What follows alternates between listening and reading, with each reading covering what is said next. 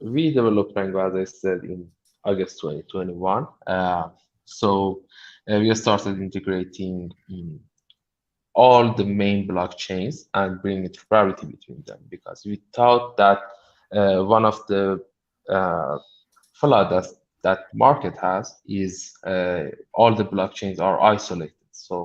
And both new users and expert users into DeFi have a problem for example, sending their money in the non-custodial ways.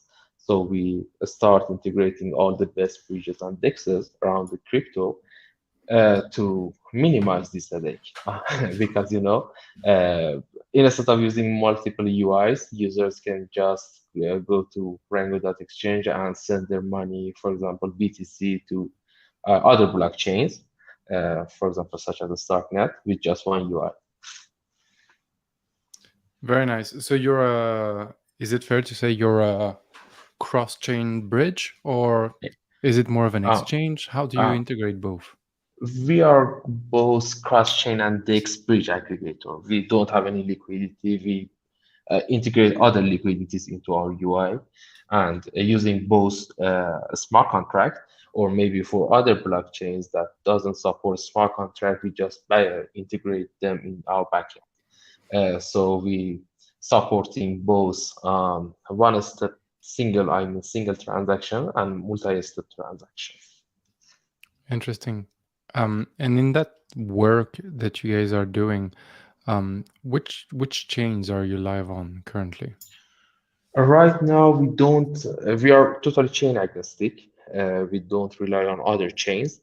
We are deciding to launch our token uh, in one chain, but hasn't decided yet because we want to check with our investors and then start for launching our token. But yeah, we don't have any chain right now. No, my question is, which coins and which chain can your users interact with on Rango Exchange? Oh, they can use all, I mean, Rango is supporting 53 blockchains, including all EVMs, UTXOs, ZK rollups, for example, Starknet. So users can swap from 10,000 tokens to these chains. Wow, 10,000 token and 53 chains is a lot. How do you manage to maintain a tech stack that spans 53 blockchain, and how do you manage um, to maintain knowledge in your team? Like 20 people to manage 10,000 assets seems like, Yeah, it's pretty hard. And, yeah. our team is really experienced both in financial and tech, especially our dev teams, and they are updating themselves very fast. For example, when we want to integrate Starknet, it's a really great journey for them because they should do some R&Ds because it's very different for uh, with other EVM blockchains. So yeah, our team is really sharp and they easily investigate around other blockchains as well as our dev business teams because they should see the trends and tell our devs, hey, this is the next trend and we should integrate it or we should expand our protocol in there. And where is most of the volume on Rango going to or from right now? What is the chain most of your users Mhm. are using? The important chains right now, most of them are EVMs, but we recently integrated, as I said, uh, the rollups, Starknet and ZK Sync era, and we have a marketing plan to start some trading competition to bring the volume in there, especially in Starknet, because we want to do adoption. I mean, the more user adoption in these chains as well. But right now, the most popular chain is, I think, BSC, Arbitrum, Polygon, and Optimism. Interesting. So you mentioned that you guys integrated Starknet recently. Can you talk a little bit about this? How did the process go? Did you write code in Cairo 1? How did the process go? Oh, regarding the process, I mean, in detail for the development, since I'm not a dev, I don't know the details, but in for bringing a Starknet, I mean, interoperability from other chains to a Starknet, we integrated Orbiter Finance, but we are looking for layer swap to integrate it as well because we want to have two or more bridges between other chains to a Starknet, as well as right now we integrated 10K swap, but we want to integrate Jedi swap as well. Okay, really, really nice, interesting. So can I ask what's the flow when you do an order on Rango? Is it custodial, or how do you manage to do something cross-chain? Does the user send you money and then you convert it and send it the other way? Is it custodial? Is it trusted? Is it untrusted? Oh, it's not custodial. Users can just connect their wallets. For example, suppose that users want to go from Arbitrum to Starknet. They can connect their MetaMask and Argent. And after that, they can, for example, send their money from Arbitrum to Starknet. Because, for example, for Arbitrum to a Starknet, we have Orbiter, but I think it's already halted. Also, for on-chain swap, again, we have 10K swaps in Starknet. So all things is in an uncustodial manner. Okay, so you're providing an interface for people to use 10K swap. Is that correct? Exactly. Let me, if I can present it, let me just check.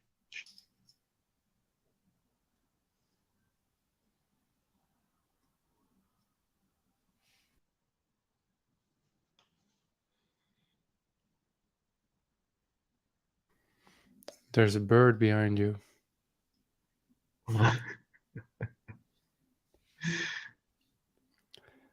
So if you click on present, you should be able to share your screen, and then I'll add it to the screen.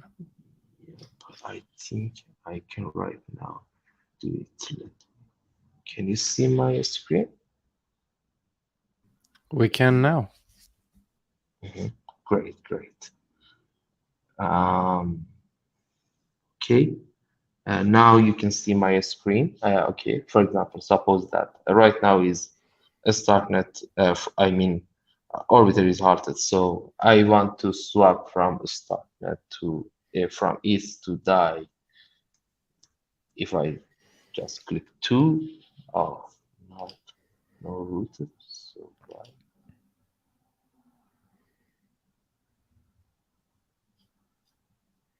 Let me do another example for you. For example, from BSC to Osmosis.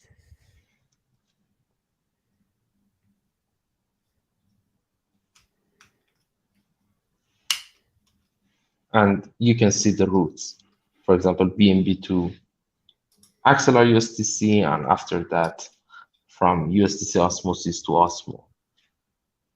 And we did something if, for example, we have Orbiter, again, back online.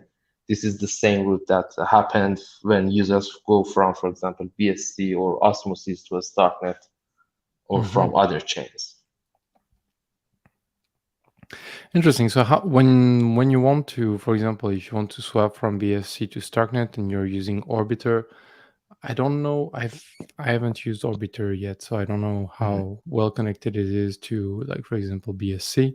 How do you deal when you need to go from, for example, from one chain to another, and there's another chain in the middle? Can you do this? Oh, that's the great question. I can't show you right now, unfortunately, but I can tell you theoretically. For example, users want to go from BNB to Starknet, and Orbiter doesn't support BNB. So we do another swap and bridge to go from ETH in Ethereum or maybe Arbitrum it's based on the best rate and the fees.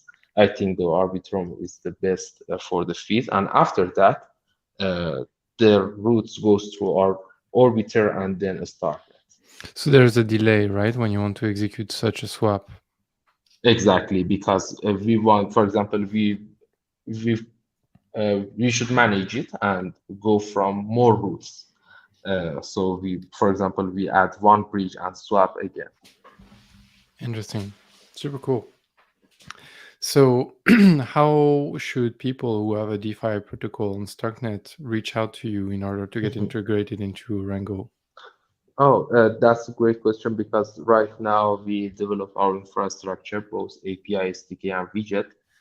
We also had a couple of discussions with other projects in the Starknet, so they can, for example, reach out to us or have a Telegram chat, Discord chat, etc., and we can share with them an API key and they can use our infra. Wonderful. All right. So when do you think people will be able to use Starknet? Is this live already? Yeah, it's already live, but they can do just on-chain swap. When the Orbiter back online, they can do sophisticated swaps, I mean bridge and swap from other chains to Starknet. But we will integrate layer swap for have a two backup in the Starknet, and the Starknet will be always live. Fantastic. And what is the, so you've integrated Starknet. What's on the roadmap for Rango? Do you plan on providing more swapping services, integrating other chains, moving to also other areas? Would it be possible, for example, for me to, I don't know, lend money Yep. on chain A and borrow money on chain B? In Rango, we want to, because right now we have all important chains except, for example, Aptos or Sui, but we want to bring this interoperability and as well as mass adoption to these chains. We want to have all marketing campaign with all those important chains again, and after that we may have other side project near Rango, for example. Not decided yet, but we should decide in, for example, 2024 or 2025 for bringing cross-chain yield aggregator or something like that. Another interesting area is cross-chain NFT bridge that if, for example, great project start into building something like this, we can start integrated as well. Wonderful. I'm answering questions on the chat. Some people are asking, will Rango be NL-free on top of Starknet? From what I understand, you're more like an aggregator, so it doesn't seem like you're going to be like running your own chain. Is it correct? Exactly. And Rango is totally free, just on chain fees. So we didn't charge, or we won't charge any extra fees for our users. Interesting. If I may ask, how do you guys make money? We make some revenue model for ourselves. For example, we have a deal with other DEXs and bridges that integrate that we are integrating with them to, for example, have this revenue sharing model or something like that. Yes. Okay. Interesting. All right. Look, is there are there specific features you want to present or specific things you want to announce? No, I think just I want to update the Starknet community about Rango that we brought and these interesting features and interoperability between other chains to Starknet. I hope to see Orbiter back online again for Starknet and users can use Rango. Wonderful. Can people try it? So it's on mainnet right now, right? Exactly. And there's nothing on testnet? No, it's just on mainnet. Super cool. All right. Thank you. Is there anything you want to mention? Right now, no, but stay tuned. We want to start some cool stuff with the Starknet in the community. So we will update you guys again. Okay. All right. Thank you, Martin. Thank you. So we'll make sure to share your socials on Twitter. We'll retweet them. And by the way, they're also on our profile. You can find Rango Exchange on Twitter. Oh, thank you. Thank you so much. Wonderful. Thank you, Martin. Thank you. Thank you for having us. Thank you. Please. So we still have a bit of time for the community call. So I'm going to make a very small update about the latest version of Starknet that went live yesterday on Starknet. I think it's on testnet. It's 0.11.1.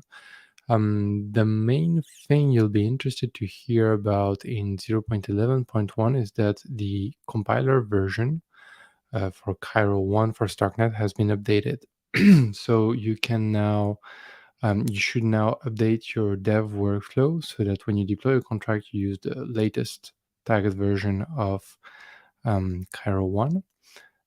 Part of the exciting stuff that this enables is that you'll now be able to use loops in your smart contracts.